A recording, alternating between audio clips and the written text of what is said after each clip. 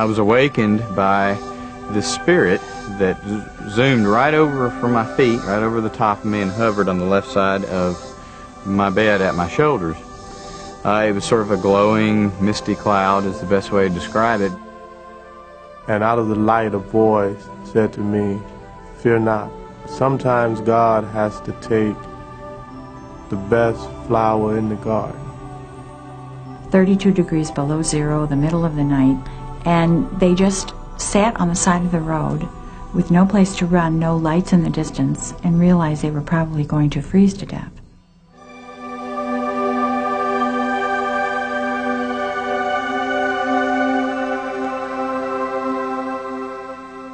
One of the fears I've had is drowning all my life. I was thinking about my family, my wife, my children, how they were going to take this news that I was lost at sea.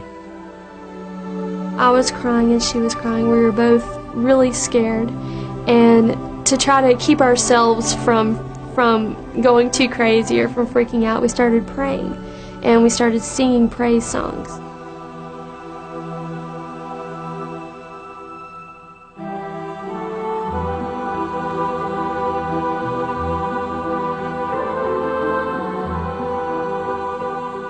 It's my angel. That's why I haven't been afraid the last few minutes. My guardian angel came to help me.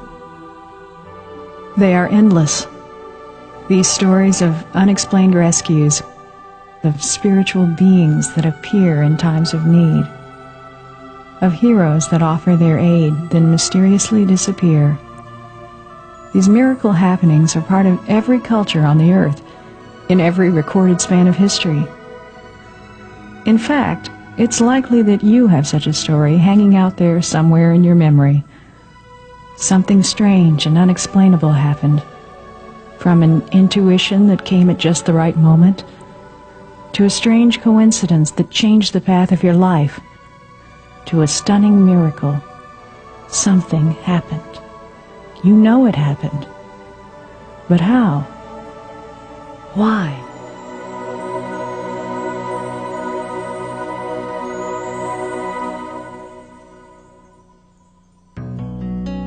My name is Pam Kidd.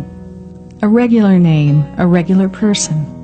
A wife, a mom, someone's daughter, someone's neighbor, someone's friend. I write magazine articles for a living.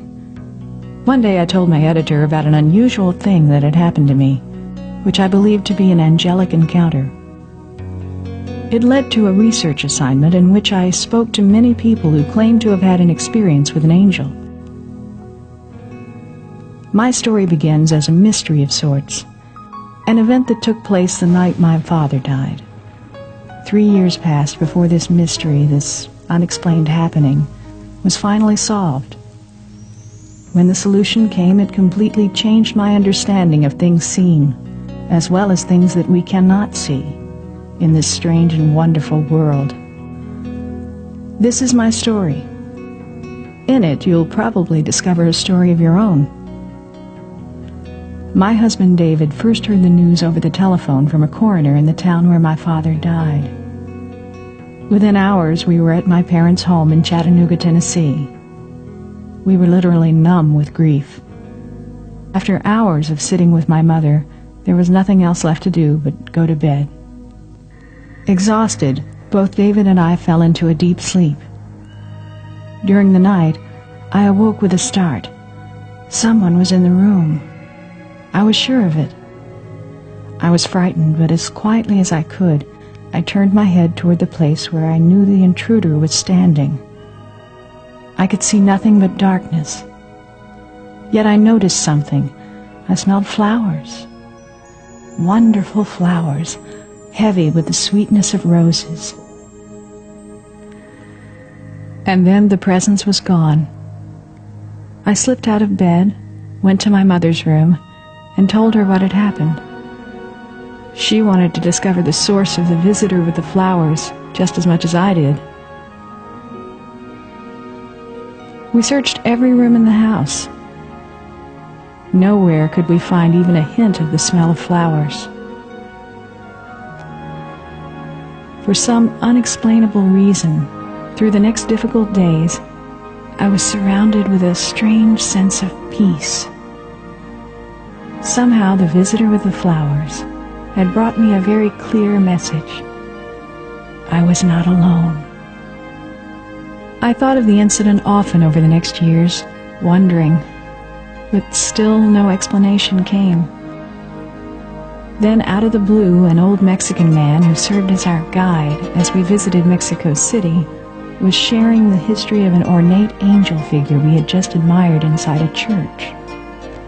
And of course you know, I remember hearing him say, when angels visit the earth, they sometimes announce their presence with the smell of flowers. When angels visit,